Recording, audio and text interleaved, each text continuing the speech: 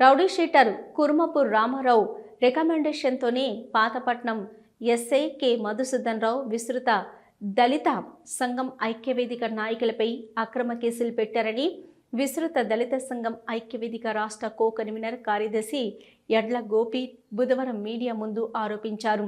ఆధారాలు లేకుండానే మాపై ఫోర్జరీ కేసులు మోపి జైలుకు పంపారని అన్నారు.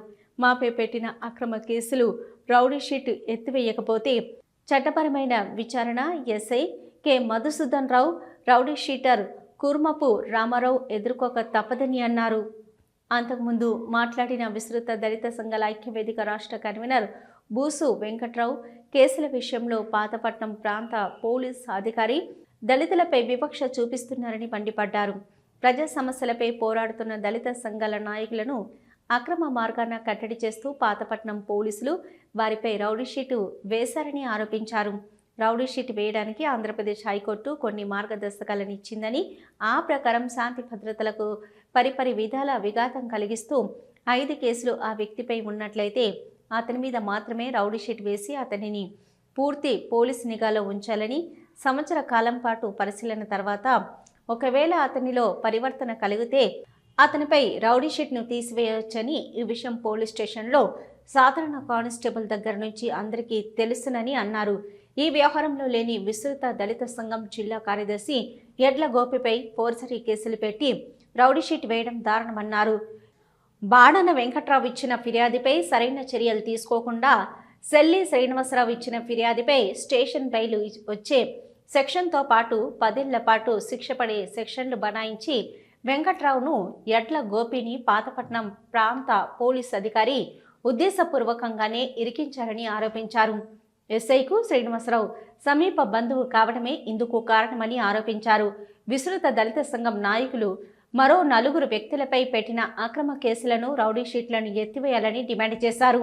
ఈ కార్యక్రమంలో వారితో పాటు విస్తృత దళిత సంఘం రాష్ట్ర co convener Jaji Omkar, Gudivada Prasadarao, executive member B Mohan, general convener Kolla Chinnarao, ఇతర సభ్యులు B Vani, P Manjula, J Meena, Uday, Kailash Nayak, Venkatrao తదితరులు పాల్గొన్నారు. పాతపట్నం పోలీసు వారికి బలం కూర్చునంటి కొంతమందితో పాటు కుర్మపు రామారావు గారు కేవలం ఒక ఎమ్మెల్యే గారి పేరు వాడుకొని ఈవేళ మాపై తప్పుడు కేసులు పెట్టి గతాన్ని మర్చిపోయి మా మీద రౌడీ షీట్ ఓపెన్ చేసిన దుస్థితి. ఇవాళ ఎమ్మెల్యే పంతను చేరి రాజకీయాన్ని చక్రం తిప్పుతున్నటువంటి ఒక రౌడీ షీటర్, ఆ రౌడీ షీటర్ రికమెండేషన్తో ఈ స్థానిక పోలీసు వారు సమాజం కోసం పనిచేసేటువంటి విదసో నాయకుల మీద రౌడీ షీట్ పెట్టారు. ఇవాళ మేము వారిని డిమాండ్ చేస్తూ ఉన్నాం, మీరు ఈ రౌడీ షీట్ పట్ల పునరాలోచించండి. రౌడీ షీటు ఓపెన్ చేయటానికి ఆంధ్రప్రదేశ్ హైకోర్టే కొన్ని మార్గదర్శకాలను ఇచ్చింది. దాంట్లో ప్రధానమైంది వారు శాంతి భద్రతకు పరిపరి విధాల భంగం కలిగిస్తూ వారి మీద 5కు పైబడి క్రిమినల్ కేసులు ఉన్నట్టయితే వారిని మాత్రమే పోలీసుల నిఘాలో ఉంచాలి. అప్పుడు మాత్రమే రౌడీ షీట్ ఓపెన్ చేయాలి.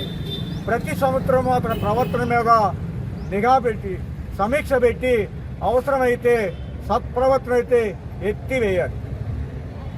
ఇది లా అండ్ ఆర్డర్ మెయింటైన్ చేసేటువంటి హెడ్ కానిస్టేబుల్ స్థాయి పోలీసు వారికి కూడా తెలిసినటువంటి అంశం.